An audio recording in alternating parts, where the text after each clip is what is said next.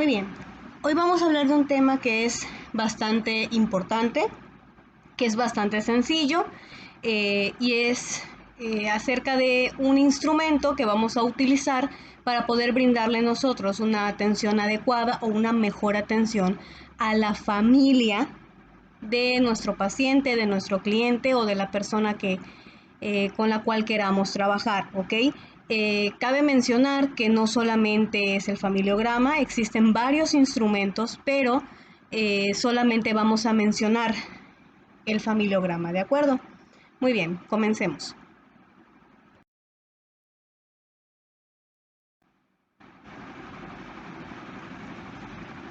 ¿Por qué son importantes los instrumentos de atención a la familia? ¿Okay? Son importantes por el simple hecho de que nos van a permitir identificar en qué medida la familia está cumpliendo con las funciones básicas que debe de tener y cuál es el rol que cada uno de los miembros de la familia está desempeñando en la misma, ¿ok? ¿A qué se refiere esto? Cada uno de nosotros, estereotipadamente o socialmente, tenemos un rol que desempeñamos en nuestra familia. Hemos hablado muchas veces en la clase, les he comentado, que no siempre estos roles se llegan a cumplir de manera adecuada. Entonces, estos instrumentos nos van a ayudar para conocer la percepción del paciente también y ver qué tanto está logrando cada uno de los miembros de la familia desempeñar el rol que les corresponde, ¿de acuerdo?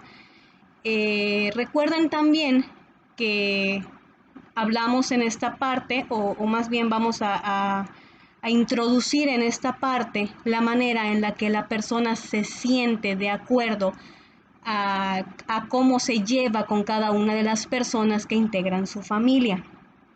Esto es importante porque nos va a ayudar también a identificar el por qué la persona que estamos entrevistando o de quien estamos haciendo el familiograma se comporta como se comporta, ¿ok?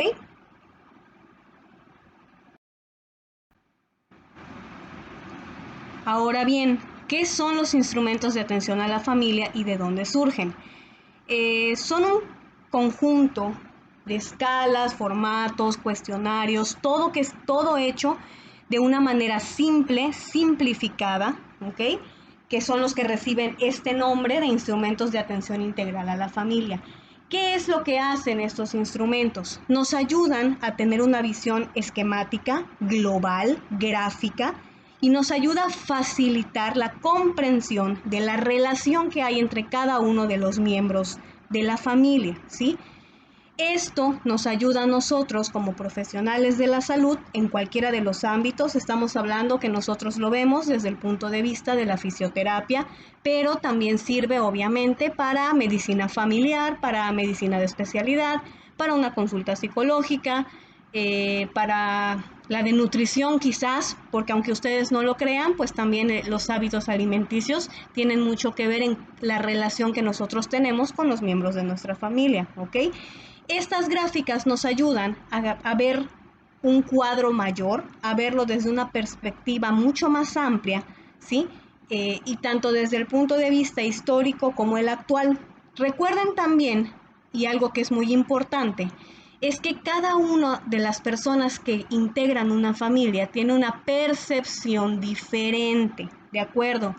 Eso significa que si nosotros hacemos un familiograma de un paciente que a lo mejor es menor de edad, que a lo mejor es un niño o una niña, o es muy pequeño, o tiene algún tipo de discapacidad cognitiva o que tenga algún problema de comprensión, la percepción que esa persona va a tener respecto a cómo son sus padres, a cómo son sus hermanos, a cómo es la gente que lo rodea puede ser muy diferente a la manera a lo mejor en la que papá lo ve, a la manera en la que mamá lo ve, ¿ok? Si bien hay también instrumentos que se utilizan, gráficas que se utilizan, que son específicamente para las relaciones emocionales, en esta vamos a tratar de hacerlo de una manera simplificada, ¿de acuerdo? Tenemos que tratar de relacionarlo de acuerdo al punto de vista de quién estamos elaborando la gráfica, ¿de acuerdo? Si yo soy el paciente, es como yo me siento con mi mamá, con mis hermanos, con mis abuelos, con mis hijos, si es que los tengo, ¿ok? Eso es lo que va a cambiar y eso es lo que va a hacer la diferencia, ¿de acuerdo? Tienen que estar ustedes muy pendientes de ello.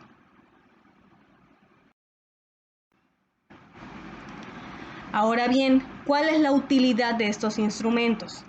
Estos instrumentos nos van a ofrecer, como les dije hace un momento, una visión gráfica de la familia y de sus relaciones, ¿ok?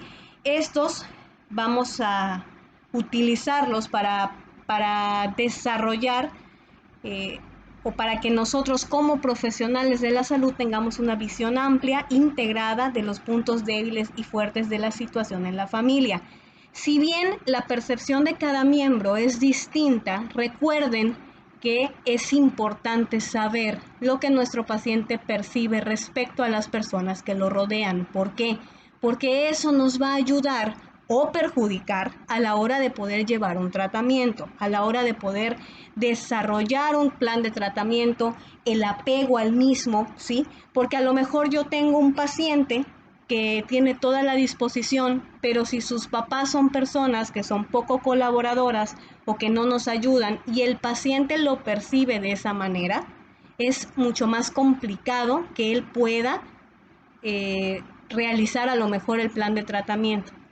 Si tu familia, por ejemplo, todos comen comida chatarra todo el tiempo, pero tú no quieres comer comida chatarra y decidiste que vas a llevar una alimentación saludable, por ponerles un ejemplo, ¿qué es lo que sucede? Que a lo mejor tú vas a percibir que tu familia te va a tratar raro, va a decir que eres el fresa, que a lo mejor eres el pesado porque no quieres comer lo mismo que ellos, ¿me explico? Eso es lo que hace la diferencia y eso es lo que tenemos nosotros que tener en consideración a la hora de realizar estos trabajos, ¿ok? Estos esquemas no son muy útiles porque están hechos de tal forma que cualquiera persona que los vea los puede interpretar con facilidad, ¿de acuerdo? Entonces no quiero que hagan algo sumamente elaborado y que no se entienda, sino que la idea de estos instrumentos es facilitar el cómo nosotros vemos, el cómo nosotros podemos plantear un plan de tratamiento, ¿sí? Entonces es muy necesario que sea bastante claro y que sea bastante sencillo, ¿de acuerdo? De la misma forma, esto no solamente nos va a servir para poder trabajar con el paciente, sino para poder trabajar también con la familia en un dado caso que fuera necesario, que normalmente es necesario, ¿de acuerdo? Cuando estuvimos viendo toda la parte de los autores, de cómo lo pensaban, se acuerdan que habían teorías diferentes. Este instrumento, digamos que va a ser como una compilación que nos va a ser de utilidad para también nosotros poder establecer un plan de tratamiento. Acuérdense que si bien nosotros al ser fisios no somos psicólogos, sí tenemos la obligación de conocer este tipo de cuestiones para que nuestros planes de tratamiento puedan ser llevados de manera adecuada, para que puedan emplearse bien y para que el paciente pueda salir adelante. Es como todo. Nuestra labor no nada más es ver que el paciente realice las 10 repeticiones de su ejercicio o asentarles una compresa, sino ver que esas 10 repeticiones las esté haciendo de una manera tal que el paciente pueda salir adelante. ¿De acuerdo? Lo hemos platicado varias veces, entonces creo que quedamos claros en este punto.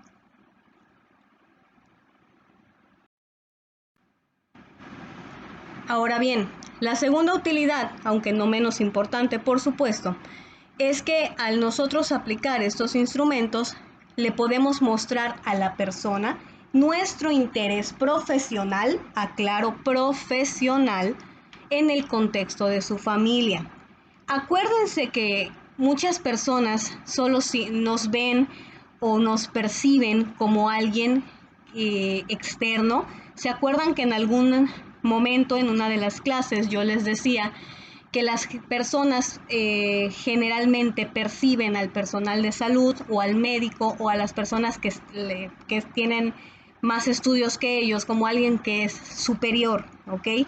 Cuando nosotros nos interesamos por algo tan simple como su familia, cómo te llevas con ellos, sin estar hablando necesariamente nada más de la historia clínica, que tienes que preguntar los antecedentes, por ejemplo, sino de ¿y cómo te llevas con él? ¿Y cómo te llevas con tu mamá? ¿Cómo te llevas con tu papá? ¿Cómo te llevas con tus hermanos? Preguntas tan simples como esas ayudan a que la persona se sienta un poco más en confianza. Recuerden que nosotros, al ser fisios, esta parte es muy importante, se los he dicho muchas veces, ¿ok? La confianza que nosotros podamos lograr conseguir por parte de nuestro paciente nos le ayuda y nos beneficia a nosotros también para que nuestro plan de tratamiento de fisioterapia en este caso pues pueda ser totalmente útil, ¿ok? Realmente la gente se llega a sentir muy bien, ustedes mismos lo pueden comprobar. No es lo mismo que venga alguien y te diga, ven, siéntate, te voy a poner esto, a que te pregunten, oye, hoy, ¿cómo te sientes? ¿Sí? Entonces, este tipo de detalles son sumamente importantes y al nosotros elaborar el familiograma, pues hacemos este tipo de preguntas que son un poquito más íntimas, por decirlas de alguna manera, pero que ayudan al paciente a sentirse más en confianza, más tranquilo y más identificado con nosotros, ¿ok?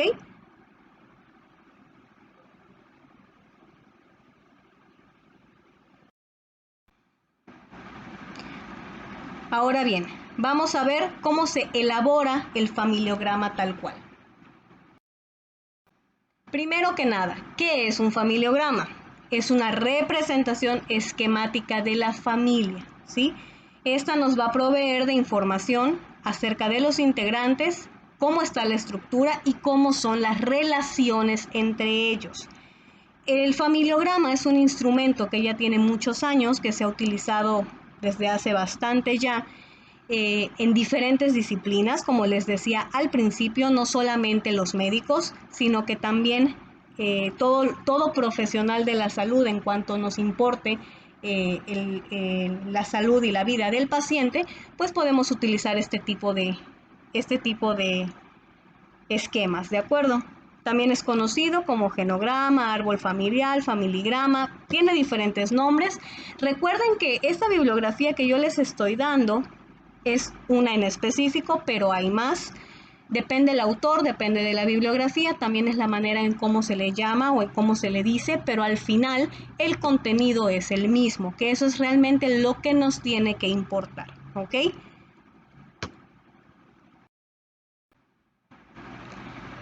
¿Para qué nos sirve? Es un instrumento que está diseñado para evaluar el funcionamiento sistémico de la familia. Nos es útil, nos va a ayudar para identificar familias que tengan algún riesgo, que su estructura familiar las ponga en algún riesgo. Recuerdan ustedes que cuando hacen o elaboran su historia clínica normal, en la historia clínica nosotros preguntamos antecedentes personales patológicos, antecedentes heredofamiliares, porque nos interesa saber si en la familia hay a lo mejor enfermedades crónico-degenerativas, hay algún cáncer, hay algún problema cardíaco, problema circulatorio. ¿Por qué? Porque sabemos que en algún momento estos problemas pues pueden acarrearse generacionalmente, ¿no?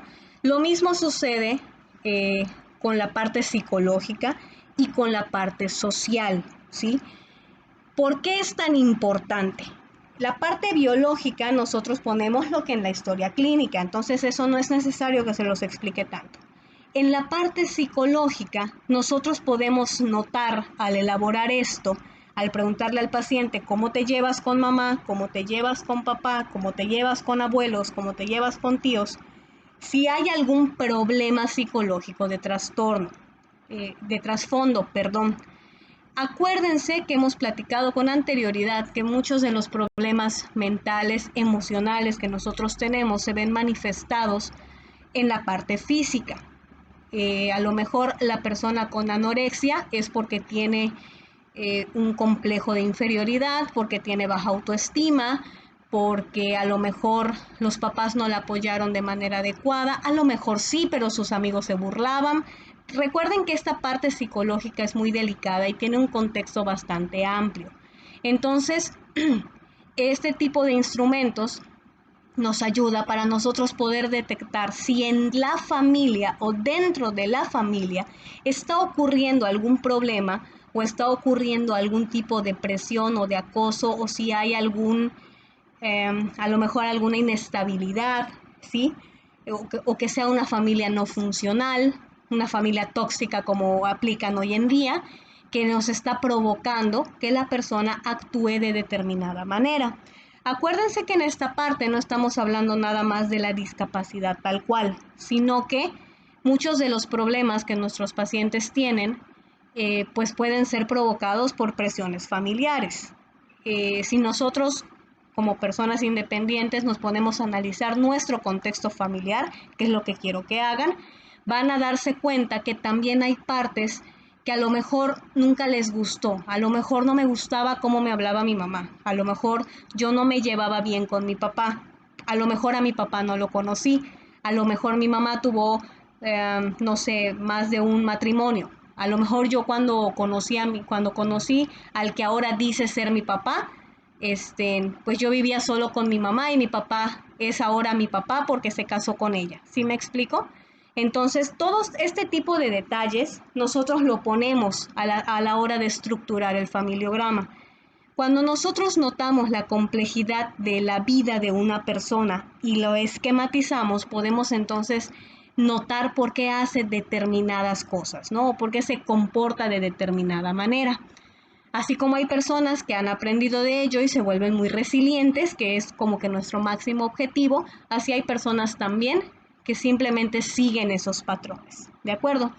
Y en la parte social, cuando la familia es numerosa, cuando tienen recursos, cuando no los tienen, porque vive diferente una familia que es hijo único, por ejemplo, a una familia que son 10 hermanos, que acuérdense que eso es algo que se daba mucho, que en algunas ocasiones se sigue dando, ¿ok?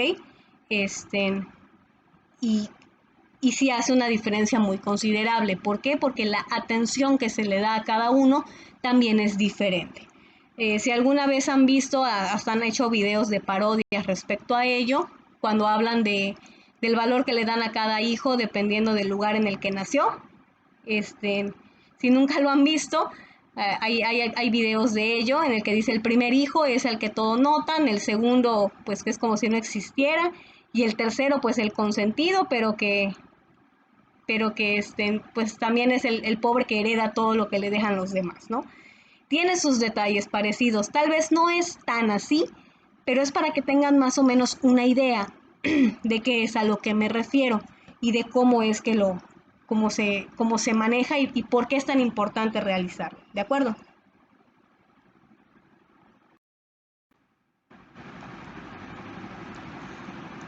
Así, cuando nosotros hacemos esto y retratamos características de 3 generaciones, el familiograma nos va a ofrecer una perspectiva longitudinal, teniendo en cuenta que las familias suelen repetir atributos, ¿sí?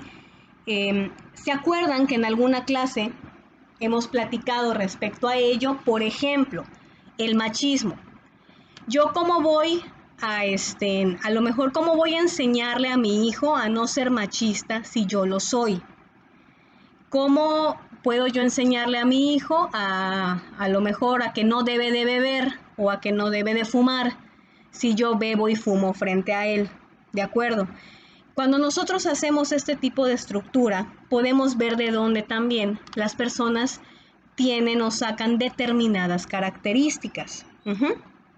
Esto significa que a lo mejor un padre alcohólico va a tener hijos alcohólicos, pero porque el abuelo era alcohólico, ¿no?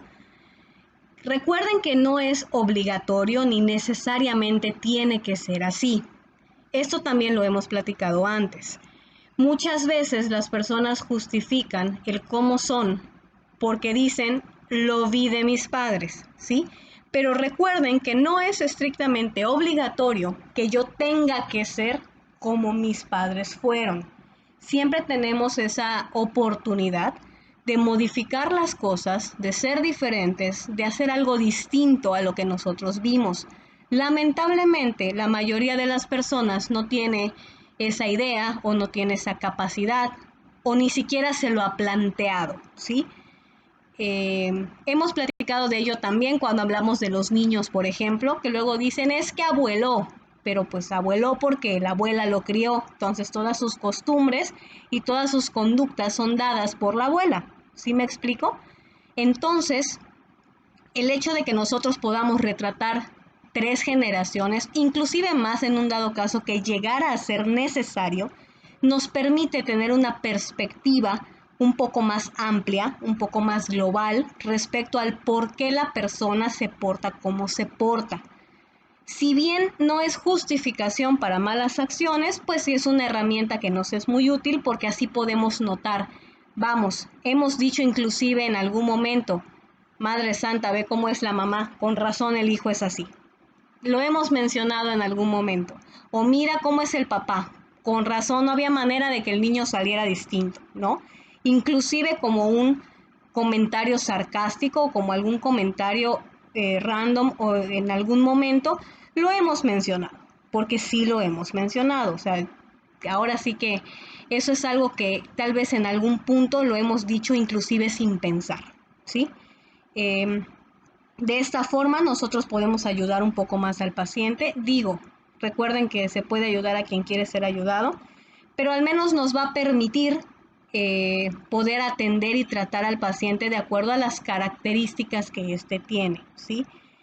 Eh, Generalmente las familias suelen repetir conductas, repetir atributos.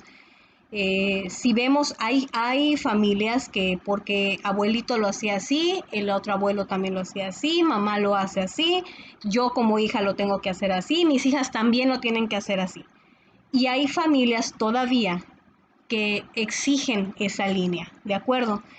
Entonces, tenemos que notar esa parte también.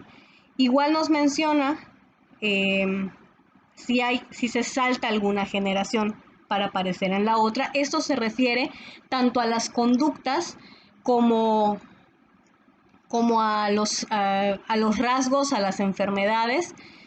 Por ejemplo, a lo mejor el abuelo tuvo gemelos, eh, pero, pero de esos gemelos no tuvieron gemelos, sino que hasta sus hijos o sus nietos entonces volvieron a salir gemelos, ¿ya? Entonces, eso es una manera en la que nosotros podemos ver cómo se comporta generacionalmente la estructura de la familia. Muchas veces me imagino que también ustedes han escuchado de, es que como el abuelo tuvo gemelos, es obligatorio que el que sigue también tenga, ¿no? Y no es así. O sea, sí hay rasgos y sí hay características, enfermedades incluso, que se brincan generaciones. A lo mejor el abuelo tenía ojos verdes, pero ninguno de los hijos sacó los ojos verdes, pero los nietos sí. Entonces es posible que ese gen recesivo pues se haya vuelto a mostrar hasta la tercera generación, ¿no? Entonces nosotros hacer al menos 3 generaciones nos ayuda para este tipo de detalles.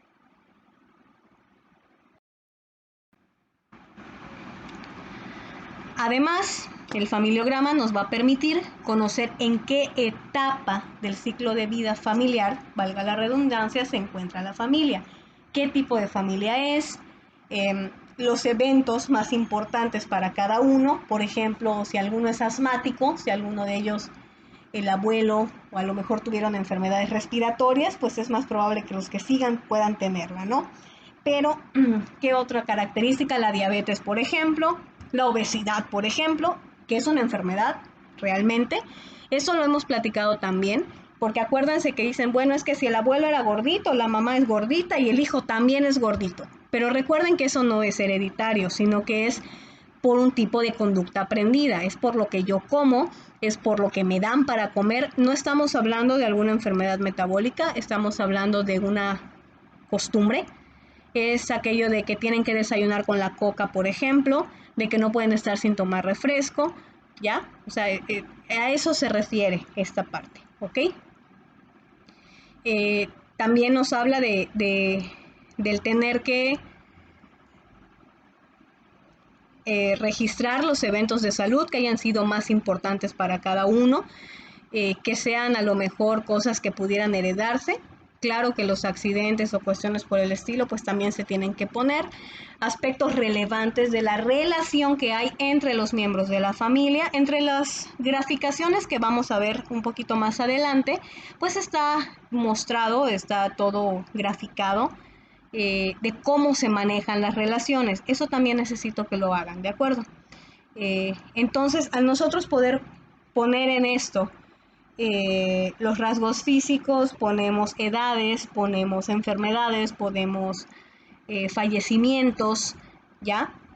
También ponemos la manera en la que se llevan. Eso nos ayuda a poder hacer una hipótesis o hacer un planteamiento de hipótesis, mejor dicho, que nos ayuden a orientar a la familia. Recuerden que no solo es tratar con el paciente, tenemos que trabajar con la familia también. Ya lo verán ustedes, digo, ahorita no estamos teniendo la parte práctica, lamentablemente, sin embargo es algo que sí van a poder hacer. Van a notar ustedes que muchas veces la familia es más difícil de tratar que el paciente. A veces el paciente con la peor lesión se porta mucho mejor que la mamá, por ejemplo, ¿no? Entonces, eso es algo que tenemos que aprender a trabajar. Si nosotros entendemos y aprendemos cuál es la relación, cómo es que se llevan, vamos a poder nosotros estructurar un plan que nos permita avanzar con el paciente sin tener problemas posteriores con la familia en la parte social, ¿de acuerdo? Recuerden que eso es importante porque también tenemos que ayudar a la familia. Recuerden que no todos aceptan que necesitan ayuda. Muchas veces la familia no siente o no entiende que ellos también necesitan algo de asesoría. A final de cuentas, ya hemos hablado también de la parte del proceso de duelo. Recuerden que el duelo pues no solamente es para el paciente y también es para la familia y depende también cómo se lleven, en qué punto están y qué tan resilientes puedan ser las personas, ¿ok?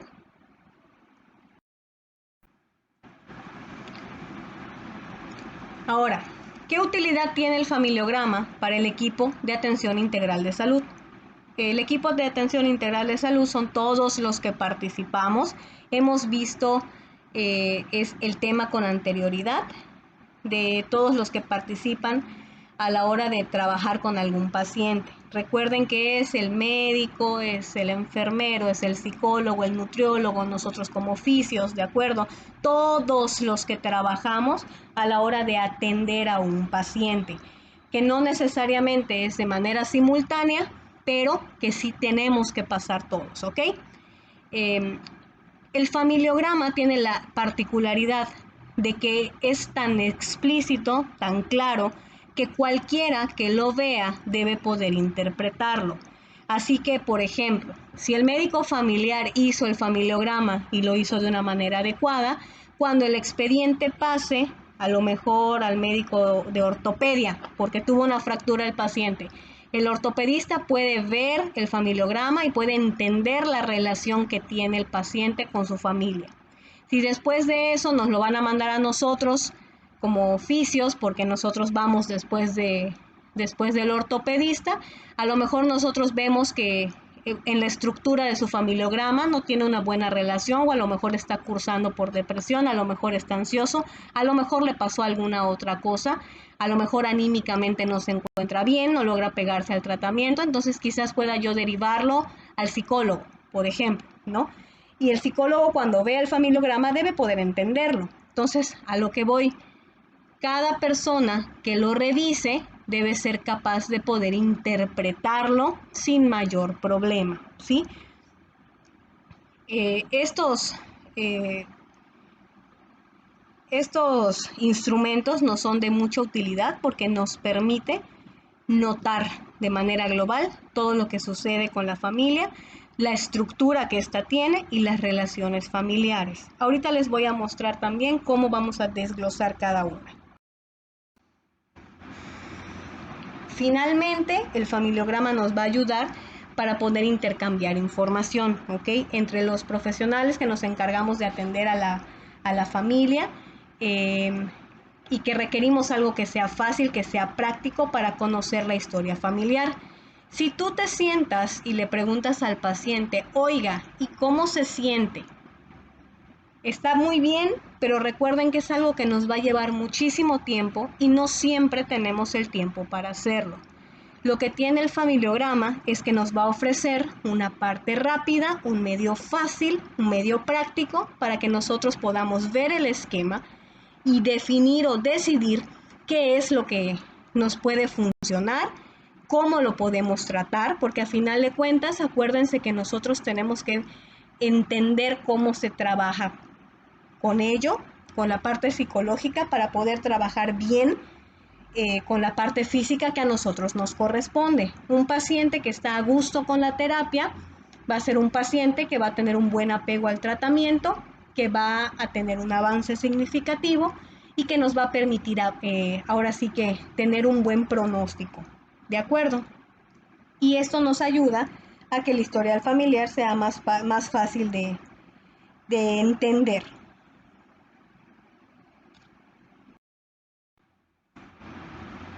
Ahora bien, ¿qué vamos a evaluar en el familiograma y qué tanta precisión tiene? El familiograma nos va a servir, como les dije hace un momento, para evaluar los siguientes aspectos. Primero, la composición familiar. ¿Qué miembros lo componen? Resaltando los que viven en el hogar. Ahorita que veamos las gráficas, vamos a ver por qué se los estoy poniendo de esta manera. A lo mejor sí hay mamá, hay papá, hay hermanos, pero a lo mejor también están los abuelos, a lo mejor están los tíos, a lo mejor todos viven en la misma casa, ¿ya? Entonces, lo primero que yo tengo que hacer para poder hacer esta estructura, pues es saber cómo está la composición familiar. Acuérdense que si bien la familia nuclear pues debería de ser mamá, papá, yo, hermanos, ¿sí? Muchas veces está la abuelita en casa, están los tíos en casa, muchas veces no hay mamá, no hay papá, a lo mejor está abuelita y papá, a lo mejor abuelo y mamá, ¿ya? A lo mejor ya fallecieron, entonces todo eso se tiene que representar en el familiograma, ¿ok? Las relaciones biológicas y legales, estamos hablando de matrimonios, estamos hablando de uniones libres, estamos hablando de divorcios, de separaciones, ¿sí? A eso se refiere con la parte legal. A lo mejor tengo mamá y papá, pero mamá y papá están divorciados y mamá se casó de nuevo y papá se casó de nuevo y cada uno tiene un hijo más, ¿no? Y yo soy el hijo común que tienen ambos. Entonces todo ese círculo familiar se tiene que expresar también en el familiograma, ¿de acuerdo? Las relaciones afectivas es si me llevo bien, si me llevo mal, si estoy muy cerca pero me llevo mal, si estoy lejos, si la persona me importa, si no me importa, ¿ok? Con cada uno de los miembros de la familia o cada una de las personas que yo ponga o integre en ello, ¿de acuerdo? Los problemas de salud o las causas de fallecimiento, esto es en un dado caso, si, por ejemplo, mamá murió, ¿de qué murió? ¿A qué edad murió? Si abuelita ya murió, si abuelito ya murió, si hubo un aborto, si a lo mejor alguno de mis hermanitos se murió, si a lo mejor fue una pérdida fetal, ¿ok? Todo eso también se tiene que poner con año y con causa, ¿ok? Y el tipo de ocupación o datos laborales de importancia. Parece nada, pero recuerden que la ocupación de cada uno de nosotros pues tiene mucha importancia respecto a, cómo nos desenvolvemos, a la manera en la que vemos las cosas. No es igual, lo hemos platicado antes y no es por ser discriminatorios, pero no va a pensar igual una persona que a lo mejor solo sabe leer y escribir, que toda la vida ha estado en casa bajo a lo mejor una persona que la maltrata, no va a pensar igual a la persona que a lo mejor logró terminar de estudiar, que tiene un trabajo, que es independiente. ¿Me explico? No es por discriminar, pero es una realidad para muchas personas en el país. Entonces, la ocupación y las labores que las personas hacen son importantes en tanto la manera de desenvolverse, de pensar y de llevar a cabo las situaciones, las cosas y las causas, ¿ok? es muy importante. Entonces, eso hay que mencionarlo.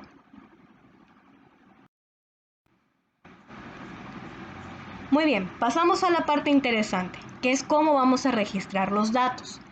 Sé que ya lo vieron, entonces vamos a tratar de no mezclar información de lo que nosotros nos mostraron con anterioridad con lo que estamos viendo ahorita. Les voy a pedir, por favor, que el que me van a elaborar lo hagan en base a este documento que yo les estoy dando, ¿sí? Vamos a hacerlo bastante sencillo, entonces espero que no sea complicado para ustedes. Los datos que vamos a registrar en el familiograma se hacen a través de un conjunto de símbolos, que eso ya lo saben. La mayoría de ellos pues son internacionalmente aceptados. Recuerden que algunas de las abreviaturas o de la manera en la que nosotros nos referimos a determinadas enfermedades o lo que sea, pueden variar de acuerdo al lugar en donde nos encontremos, inclusive en la zona, ¿de acuerdo?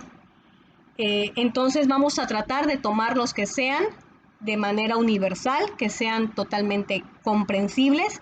Si yo me topo con alguna sigla que no se entienda o que no todos sepan qué significa, pues es preferible escribir lo que estamos pensando. Por ejemplo, si yo no sé que DM2 significa diabetes mellitus tipo 2, entonces pongo diabetes tipo 2, ¿de acuerdo? O sea, es posible y es válido que lo hagamos. La notación simbólica que vamos a ocupar es la siguiente. El hombre es representado por un cuadrado, la mujer es representada por un círculo. Se los puse de dos colores para que lo podamos notar con mayor facilidad, pero no es estrictamente obligatorio ponerle color, ¿ok? Yo nada más se los puse para la cuestión gráfica, pero lo importante es que el hombre es un cuadrado, que la mujer es un círculo. Si le quieren poner color lo pueden hacer, si no, no es obligatorio. Dos personas que son cónyuges están conectadas por una línea que baja y cruza, con el esposo a la izquierda y la esposa a la derecha, tal cual está la gráfica que les puse. La línea que está abajo, si se dan cuenta, forma como un rectángulo que une a ambas personas. Escribí cónyuges, mas no se tiene que escribir cuando hagamos la gráfica, ¿de acuerdo? Todos los nombres se los estoy poniendo para que vean qué significa. Pero cuando elaboren el suyo, no tienen que escribir cónyuges. Ahorita van a ver por qué.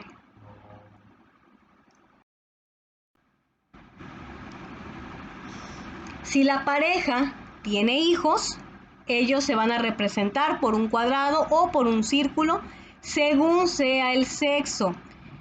Estamos hablando del sexo con el que nace, no cómo se siente, ni que cuando creció decidió que era un hombre atrapado en el cuerpo de mujer o viceversa, ¿de acuerdo? No estamos hablando de preferencias, no estamos hablando de otra cosa más que de lo que es real, ¿verdad? De la parte física con la que ellos nacen, es importante que lo expresemos de esa manera.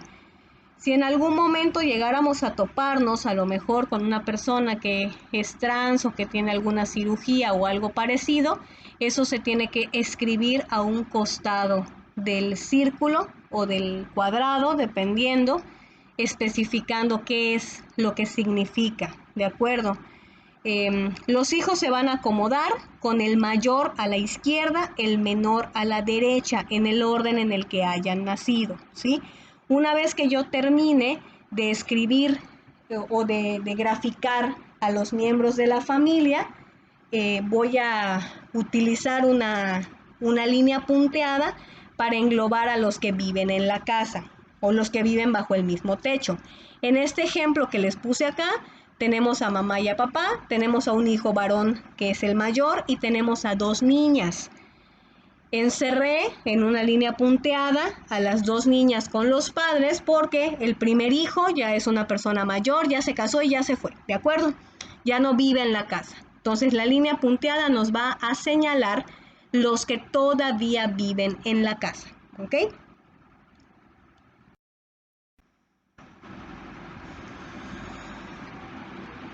Los mellizos o gemelos se van a representar por la conexión de dos líneas convergentes a la línea de los padres, tal cual están viendo en la gráfica de arriba.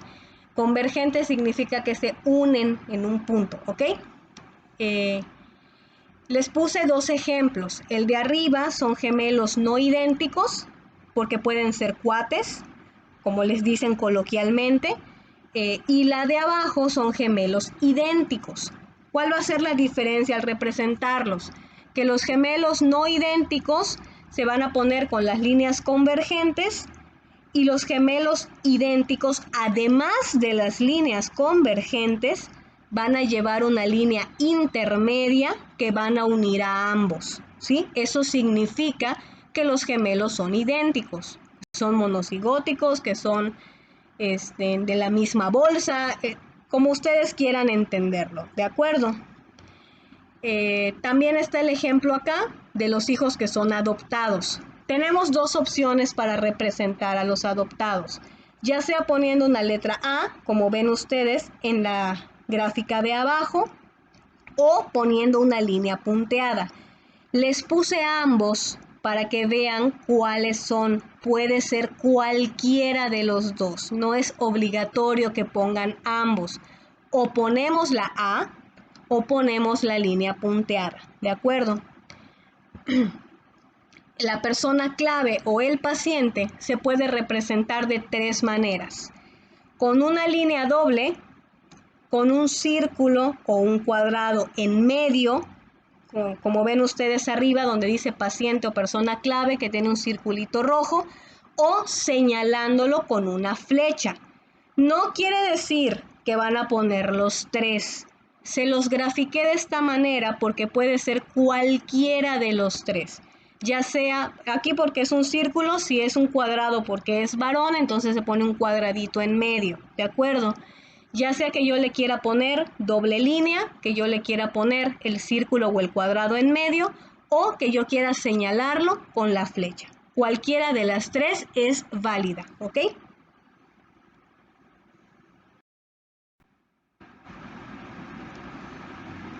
Muy bien. Aquí vamos a hablar de cómo vamos a representar las relaciones legales. Ya habíamos dicho en la primera gráfica que los cónyuges se van a representar con una línea que va a unir a ambos formando un rectángulo, como está en la primerita que dice hombre-mujer, ¿ok?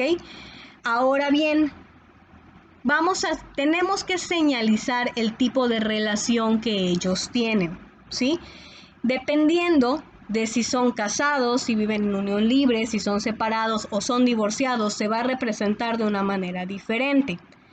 Cuando son casados, está el ejemplo en la primera. Vamos a poner en medio, digo arriba dice hombre y mujer, pero ahí van los nombres de las personas. Vamos a poner en medio la M, que significa matrimonio, dos puntos, el mes y el año en el que se casaron, ¿ok? Y ponemos a un costado, casados, febrero de 1985, en este caso particular. ¿De acuerdo? Para los que viven juntos, que es el segundo ejemplo que dice convivientes, es los que viven juntos pero no están casados. Si se dan cuenta, la diferencia es que la línea es una línea punteada o discontinua y en vez de la M de matrimonio tiene una U que significa unión libre o unidos, ¿ok? Y se pone la fecha de igual manera, en este caso julio del 2000, y si se dan cuenta a un costado dice convivientes, que es unión libre o es que viven juntos mas no están casados, unidos en julio de 2000, ¿de acuerdo? Los siguientes dos ejemplos es cómo vamos a representar a los que están separados y a los que están divorciados. La línea va a ser continua como cuando están casados, pero en el caso de separación sin divorcio, lleva una línea atravesada como pueden ver ustedes en el ejemplo. Las fechas que vamos a poner va a ser la fecha en la que se casaron y la fecha en la que se separaron, ¿de acuerdo? En este ejemplo, Febrero del 85 es la fecha que se casaron y agosto del 90 la fecha que se separaron. Ahora bien, si se divorcian, entonces no es una línea, sino que son dos y las fechas se ponen de la misma manera. La fecha en la que se casaron y la fecha en la que se divorciaron. ¿De acuerdo? Está bastante claro, está bastante sencillo. Espero que no tengan duda con esto.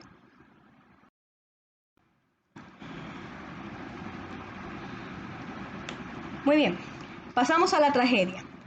Vamos a poner, vamos a representar en esta parte los símbolos que son correspondientes al aborto y al embarazo, ¿sí? En este caso, el embarazo actual es representado por un triángulo.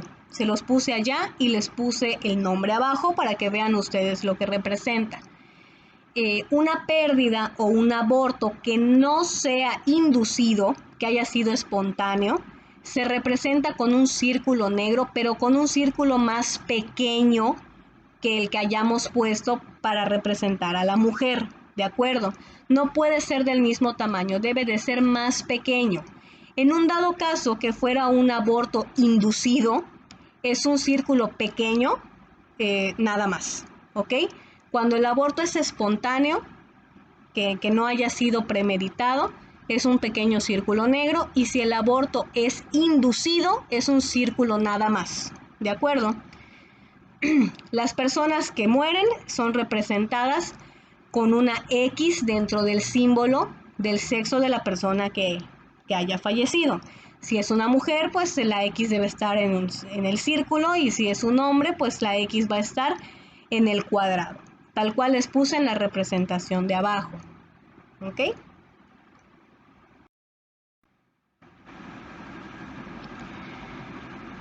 Idealmente, al lado de cada uno de los símbolos se pueden incluir las edades, como les puse arriba. En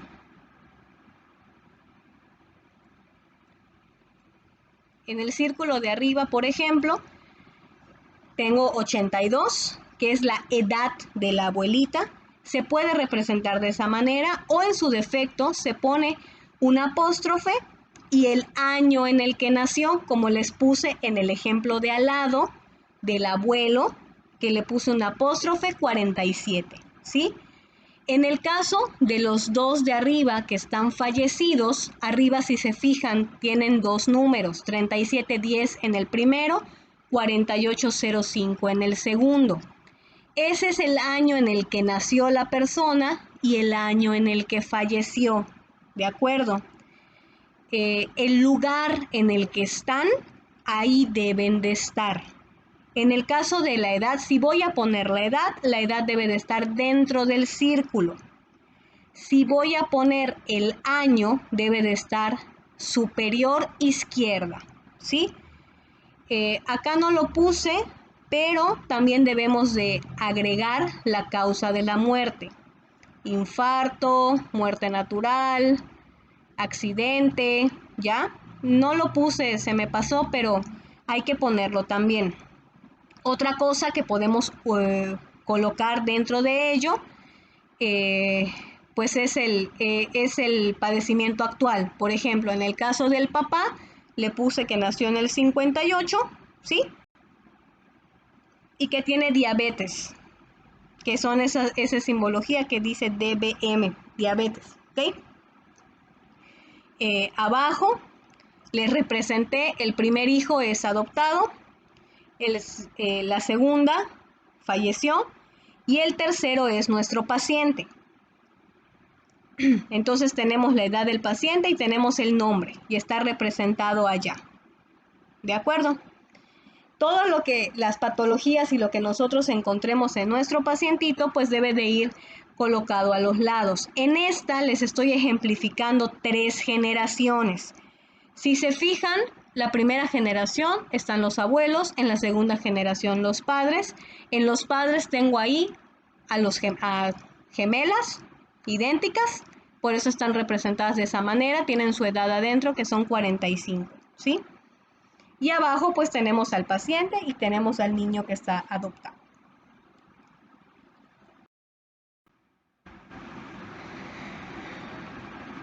Muy bien. Cuando tenemos uniones múltiples, entonces se va a representar de esta forma. Habíamos hablado de ello muy al principio de la graficación y esta es la manera correcta de ejemplificarlo. Estamos hablando que el papá o el hombre tuvo dos uniones previas. De la primera unión tenemos un hijo que tiene la edad ahí, 15 años. Si se fijan de la línea discontinua, significa que no se casó con ellas, ¿sí? Sino que vivió con ellos nada más o estuvieron en unión libre. Las fechas ahí no las pusimos porque no es la relación actual. Sin embargo, se pueden poner también. Tenemos acá la fecha de matrimonio porque con esta persona sí se casó en septiembre del 99. De esta unión salieron dos hijos, que es un niño de 6 años ahorita, una niña de 2. Y si se fijan, está rodeado por una línea punteada que está abarcando hasta el niño de 15 años, ¿sí? Esto significa todos los que viven bajo el mismo techo, como les dije al principio. Arriba hay una fecha que dice julio 2004, que si lo vemos en el texto que les puse a un lado, dice miembros que viven juntos desde julio de 2004. Por eso pusimos esa fecha arriba. Aquí nosotros estamos graficando que a pesar de que el primer hijo no sea hijo de la mujer con la que está casado, sino de una unión previa, el niño o el muchacho vive con ellos en la misma casa. Aquí nosotros estamos viendo una familia nuclear compuesta de una manera diferente a la tradicional. De aquí nosotros empezamos a sacar la relación, suponiendo que a lo mejor el muchacho de 15 años sea nuestro paciente, el hecho de que esté viviendo con su papá y con la esposa de su papá puede tener repercusiones psicológicas importantes, ¿de acuerdo? Así como también lo puede ser para los otros dos niños. Por eso es importante ejemplificarlo tal cual.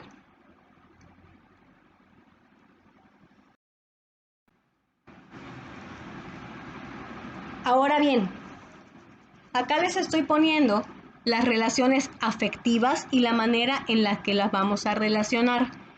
Les puse las grafiquitas al primero o las líneas como deberemos de ponerlas. La primera significa que la relación es muy estrecha, si se fijan es una línea delgada y una gruesa. Una relación cercana es como si fuera un signo de igual. Una relación conflictiva pues es como un zigzag.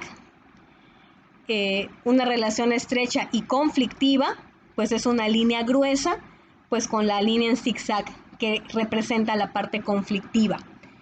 Distante es una línea punteada y quiebre, si se dan cuenta, pues es una línea interrumpida. Les puse un ejemplo nada más.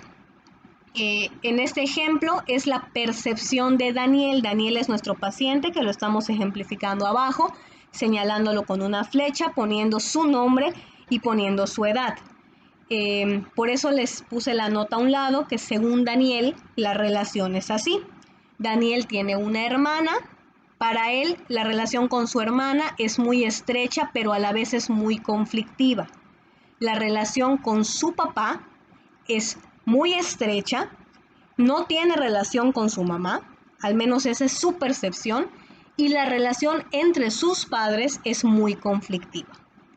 Este ejemplo nos ayuda para lo que les había dicho con anterioridad, que acuérdense que dependiendo de quién lo ve, es cómo lo ve. Entonces, en este caso particular del ejemplo, es la percepción de nuestro paciente respecto a las relaciones que hay en su familia. Y esto sí me lo tienen que hacer ustedes, ¿ok?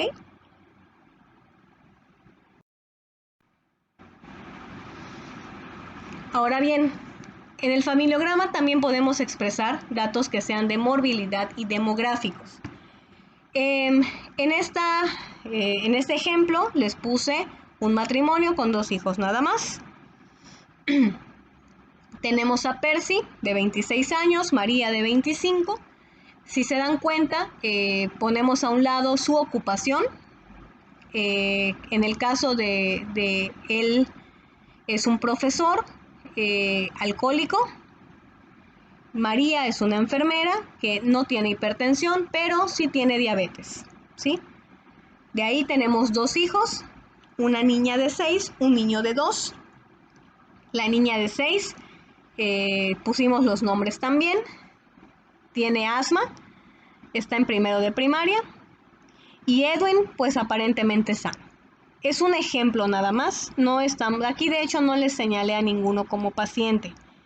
Recuerden que el paciente no necesariamente tiene que ser el hijo. Si vamos a poner 3 generaciones, puede ser ya sea que yo agarre a mis papás, me agarro yo y agarro a lo mejor porque mis hermanos tienen hijos, pues voy a agarrar esa tercera generación. También lo puedo agarrar hacia arriba, depende de cómo consideren ustedes que sea necesario o que sea más útil, mejor dicho. Y depende mucho de la edad del paciente y de la persona que estamos entrevistando. Esta es nada más la manera en la que nosotros podemos identificar las enfermedades o las afecciones que tengan nuestros pacientes.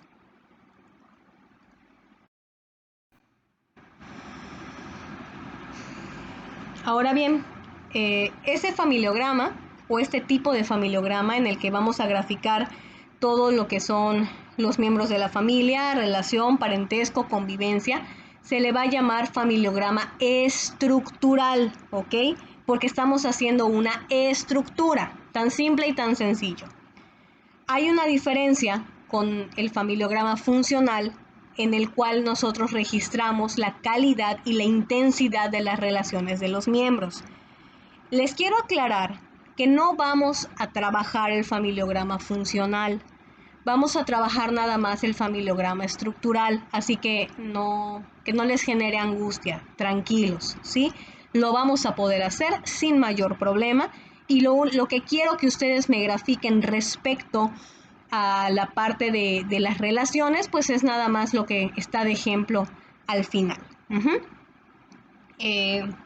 Hay un aspecto muy importante que tenemos que considerar respecto a esto, el cual es que no todas las especialidades van a utilizar la misma simbología o la misma nomenclatura. Sí varía, si bien vamos a tratar de tomar un lenguaje universal y vamos a tratar de que sea lo más explícito posible, recuerden que cada especialidad también tiene su manera de graficar, tiene su manera de poner su nomenclatura, de poner sus abreviaturas, y por eso les comentaba al principio que si a lo mejor yo tomo una nomenclatura o una abreviatura que no sea tan conocida, pues igual es válido que escribamos, en vez de poner OH como les puse en el ejemplo, pues podemos poner alcoholismo, ¿no? Podemos poner tabaquismo, podemos poner depresión, podemos poner diabetes, podemos poner cardiopatía. O sea, es válido que escribamos la palabra completa para que sea más fácil de entender, ¿de acuerdo? Eso es lo único que debe de variar, porque la estructura general debe de ser la misma, ¿sí?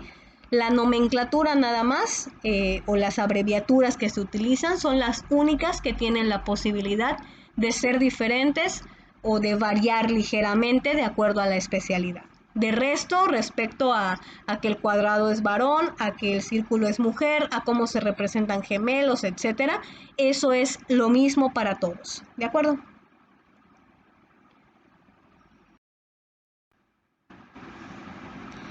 ¿Cuándo vamos a emplear el familiograma? Lo vamos a emplear cuando vayamos a tener servicio de medicina familiar, que eso ya se los había comentado antes. Sobre todo en el servicio de medicina familiar lo vamos a ver con mayor frecuencia, porque pues realmente, como su nombre lo indica, el estudio de la familia es importante. Para ello se va a utilizar de manera rutinaria porque sirve como un sistema de registro, porque sirve para relacionar al paciente con la familia. Los médicos familiares lo ocupan en gran medida precisamente porque hay luego pacientes que van solos, que no saben ni de dónde les salió la enfermedad, que no saben qué les pasó, ¿no? Entonces, cuando nosotros tenemos una estructura, pues es más fácil para localizar familiares. Los que lo utilizan también son los trabajadores sociales, por ejemplo, que ellos tienen que ver toda la parte familiar. ¿Se acuerdan que habíamos hablado del trabajo del trabajador social, valga la redundancia?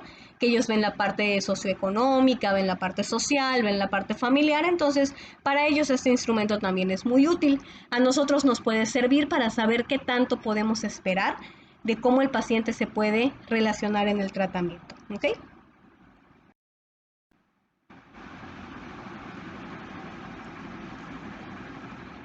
Nosotros debemos de realizar el trabajo o realizarlo de una manera fácil, práctica, sencilla, porque nos puede ayudar a identificar problemas que tenga el paciente, problemas de crisis, problemas de disfunción familiar o que tenga un componente que sea psicosocial, ¿de acuerdo?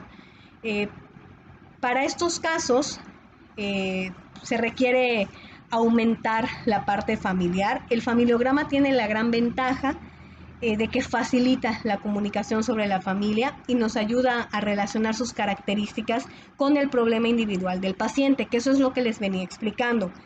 Muchas veces tú puedes ver a la persona muy tranquila o la puedes ver muy bien, se acuerdan que lo hemos platicado antes, pero a veces el paciente detesta llegar a su casa, porque cuando llega a su casa su mamá lo maltrata, a lo mejor no le pega, pero sí le dice cosas que son hirientes, a lo mejor sus hermanos lo tratan mal, a lo mejor nadie le dirige la palabra en casa, o sea, todo eso también llega a ser muy, muy importante. El familiograma, además de detectar enfermedades, nos ayuda a detectar algún problema psicológico o psicosocial de trasfondo que nos puede ayudar a entender por qué el paciente se comporta de determinada manera para que nosotros podamos, pues a lo mejor ayudarlo o derivarlo a donde deba de estar para que tenga un mejor desempeño, ¿sale?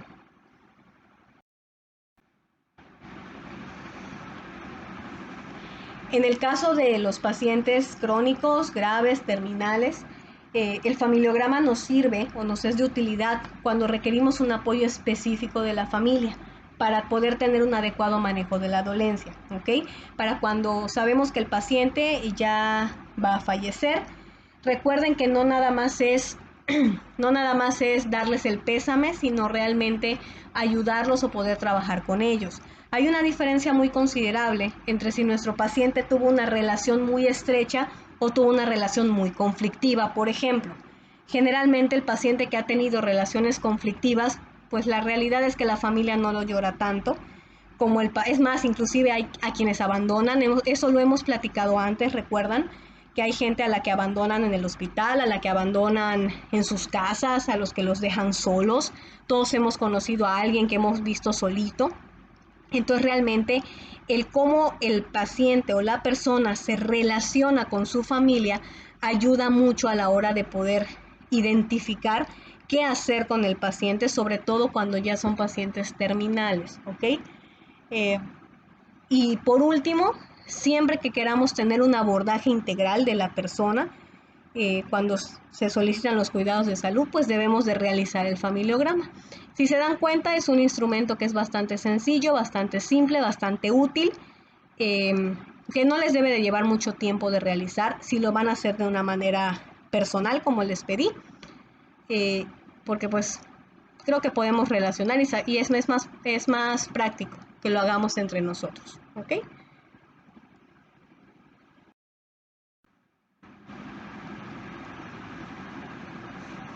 Ahora bien, ¿cómo vamos a aplicar el familiograma?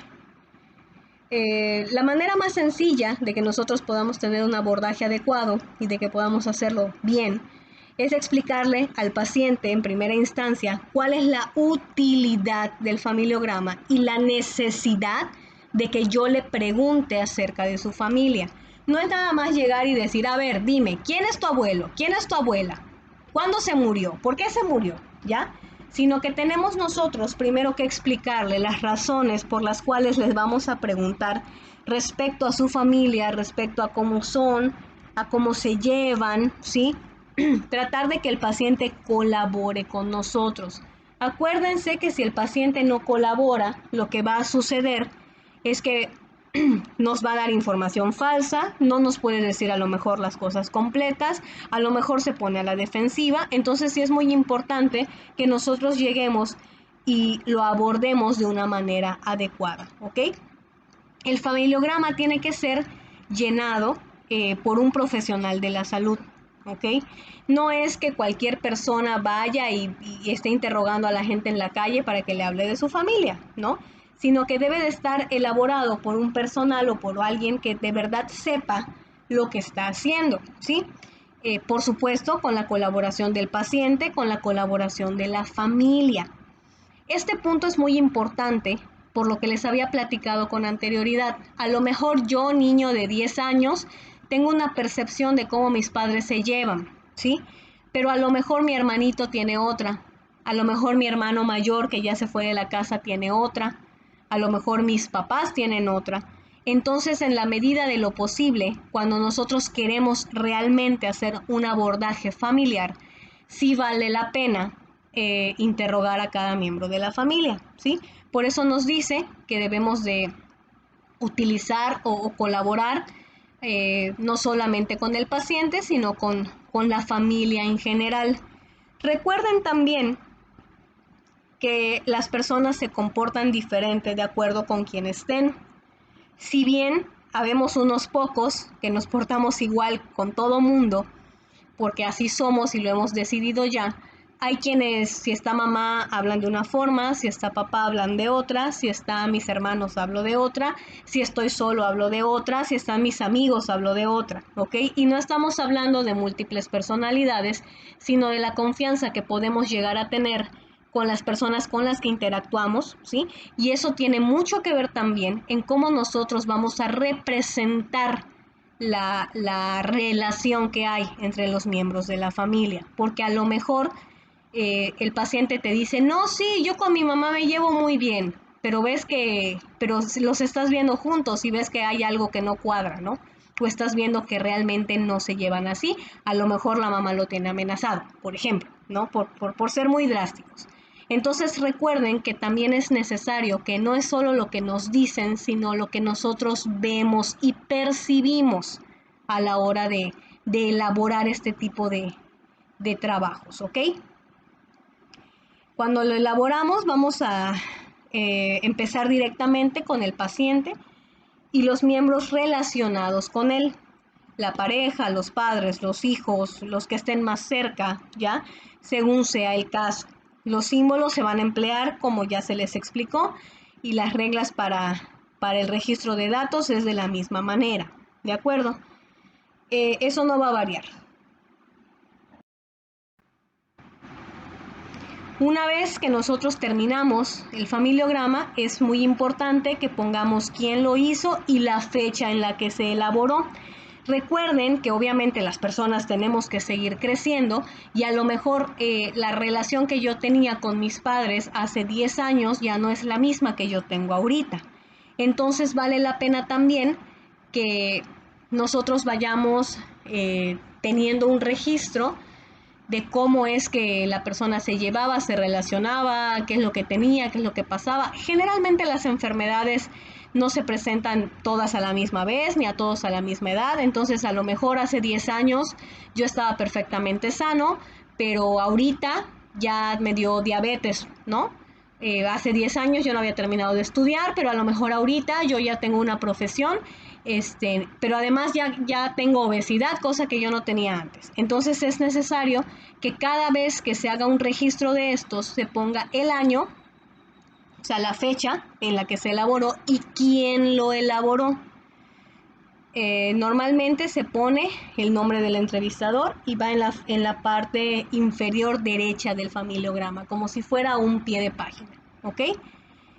La realización es bastante sencilla, solamente tenemos que saber cómo relacionarlo. Ya ven que los los símbolos no son tan complicados, y tener la paciencia de poder relacionar bien cada una de estas, ¿ok? Eh, Normalmente no hay persona que logre a lo mejor recordar todo o, o que logremos tener su atención por demasiado tiempo. Eso es importante. Entonces, las sesiones o la elaboración del familiograma se puede hacer en más de una sesión. No es obligatorio que tú te sientes en un solo día a hacerlo todo. Pueden ser sesiones variadas, a lo mejor 2, 3, 5, las que fueran necesarias. Y cada sesión debe durar aproximadamente 10 minutos. Después de 10 minutos, la persona ya creo no te va a hacer mucho caso, como generalmente sucede inclusive en las clases, ¿verdad? Entonces hay que tratar de que la persona esté concentrada y que tenga la atención suficiente para que podamos elaborarlo de manera correcta.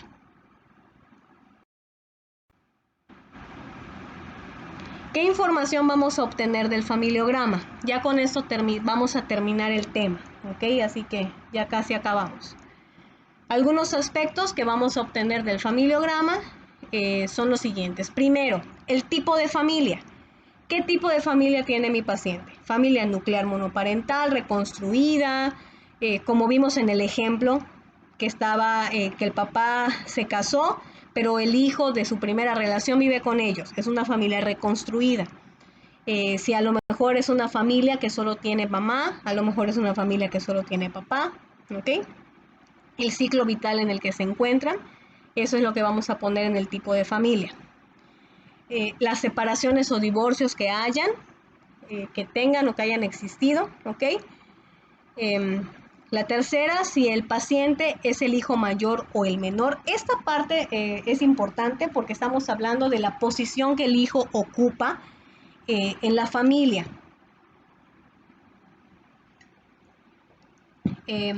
Les había comentado hace un momento, o hace un ratito mejor dicho, que depende de si la familia es de un hijo, de 2, de 10.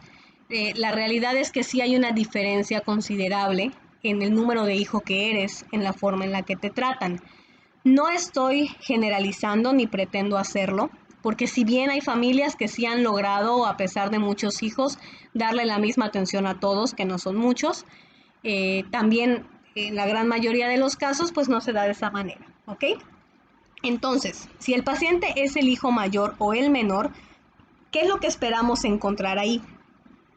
Normalmente el primero o del más grande se esperan grandes cosas, se espera que sea especial, que sea responsable, ¿sí? Es el primero, generalmente en el primer hijo recae mucha más carga que en los demás. En el caso de los hijos menores, pues son más libres, tienen menos responsabilidades, incluso los más pequeños suelen tener la vida resuelta, porque todos les quieren resolver todo. De ahí sale que digan que los hijos menores son los consentidos. ¿Por qué?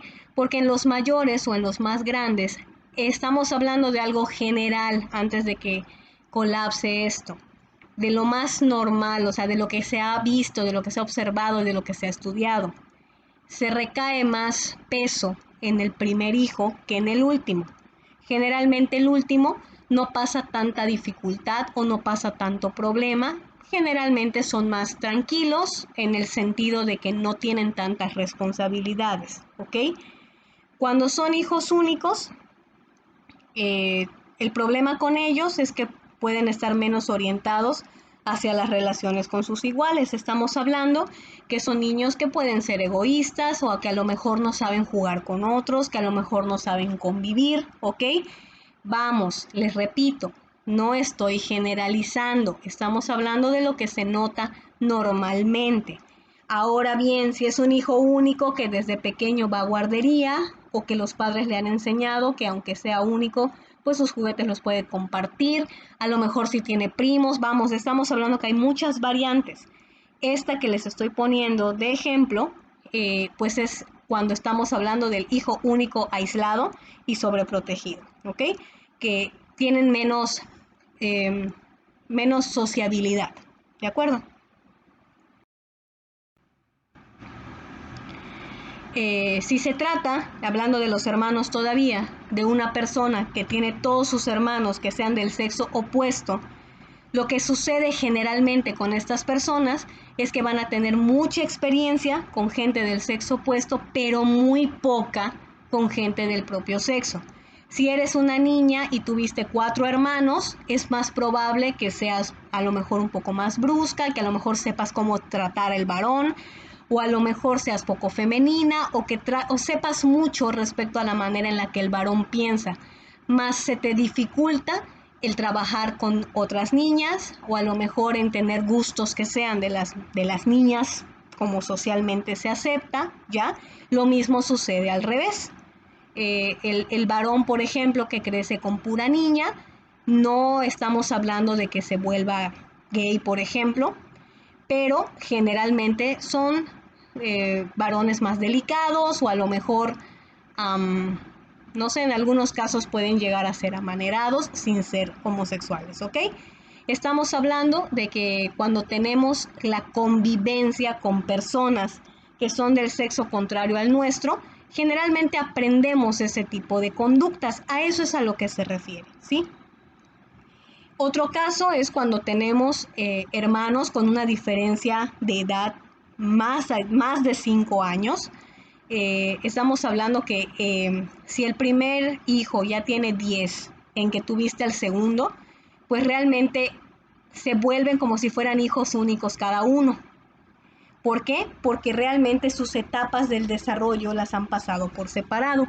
¿Qué ocurre cuando nosotros, por ejemplo, no sé si alguna vez han escuchado que digan los padres, ay, pues es que mejor los tenemos de una vez para que todos crezcan juntos? Cuando sucede eso, es como el primer ejemplo que les puse, que el mayor tiene más responsabilidad, el menor tiene menor responsabilidad, y generalmente los de en medio es como si no estuvieran ahí, ¿no? ¿Qué sucede cuando la separación de edad es demasiada? Las necesidades de cada uno de ellos también es diferente.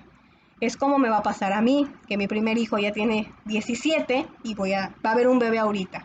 Por supuesto que cada uno de ellos es como si fueran hijos únicos. ¿Por qué?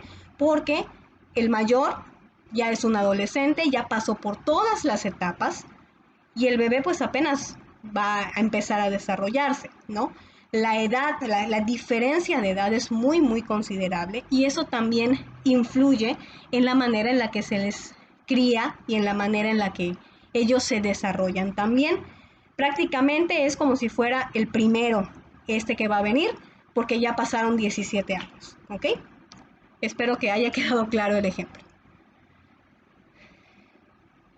Otro punto, la presencia de los abuelos, suegros, tíos o cualquier otra miembro de la familia puede presentar problemas de invasión de límites.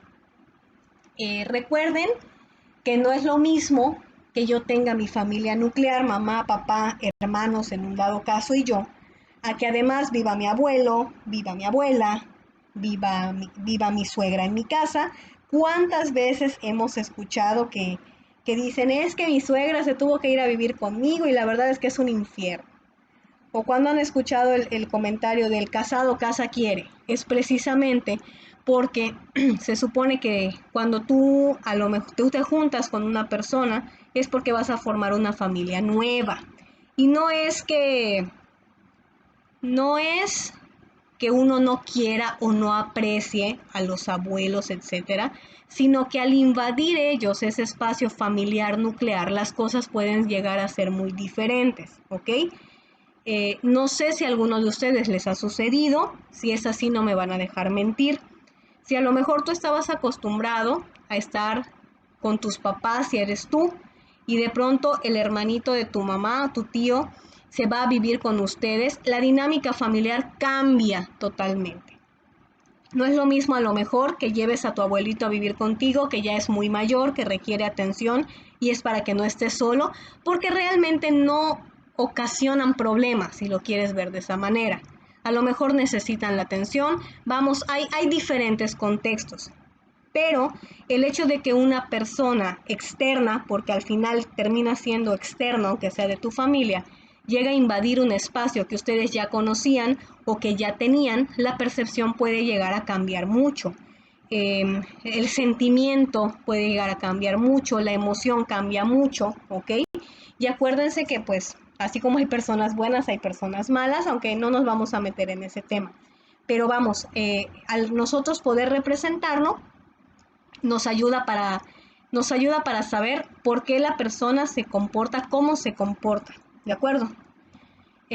Otro punto importante, la multitud de separaciones y o divorcios, reiteración en la elección de una profesión, uniones entre miembros de la familia.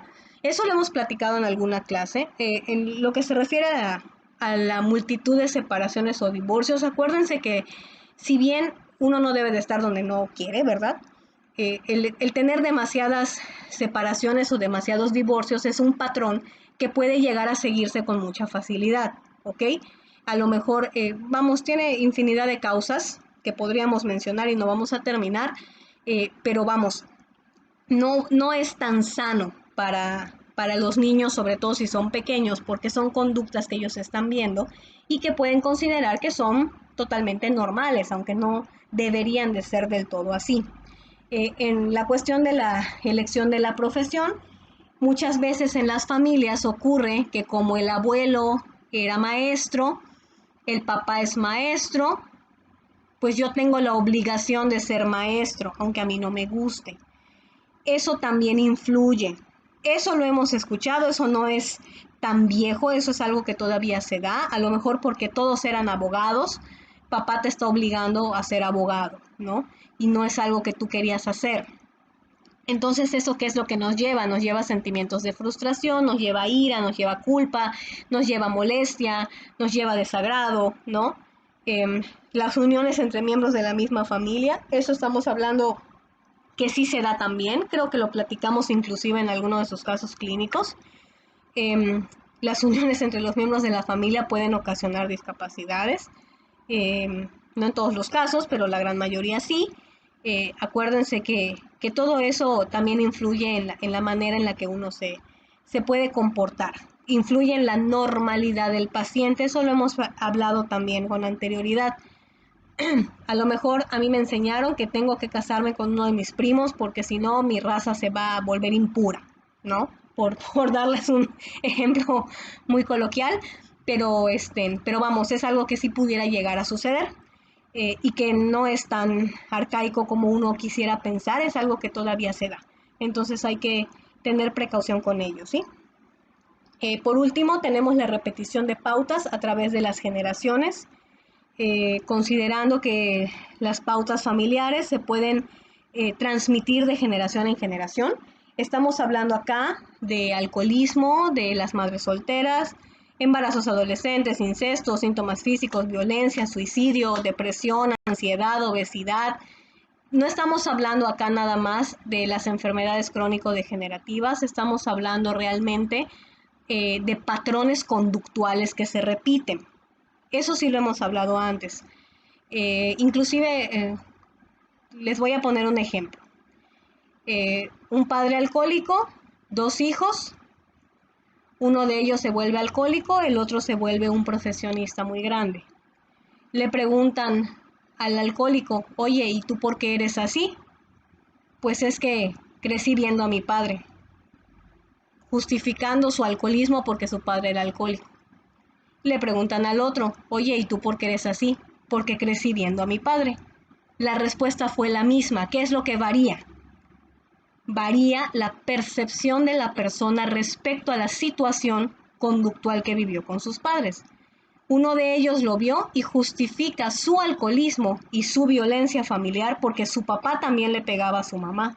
Es normal. Porque su papá también tomaba. Es normal. En cambio el otro dijo, es que mi papá tomaba y le pegaba a mi mamá y para mí eso no está bien. Entonces yo rompo el patrón.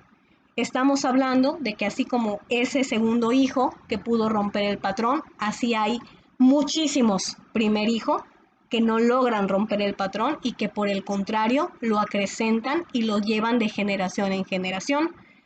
Hemos escuchado en algún momento, sobre todo, no sé, en los poblados, en los que a la mujer la siguen tratando como trapo y la mujer tiene que hacer todo en casa. Es más, no se vayan lejos. En redes sociales ahorita, de pronto, si la mujer no sabe cocinar, no sirve para nada, ¿no?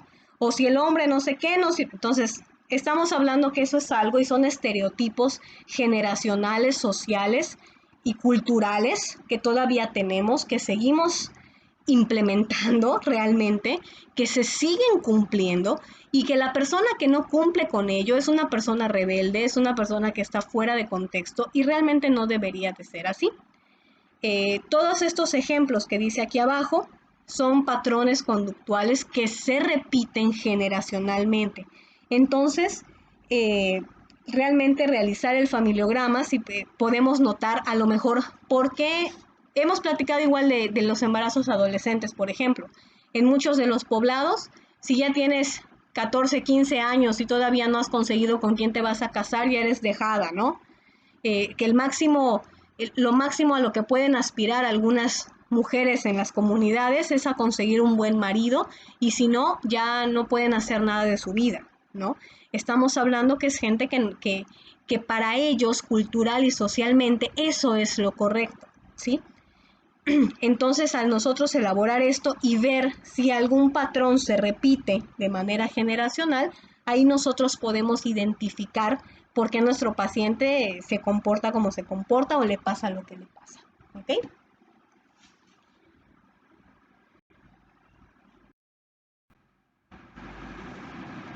Muy bien, esa es la bibliografía.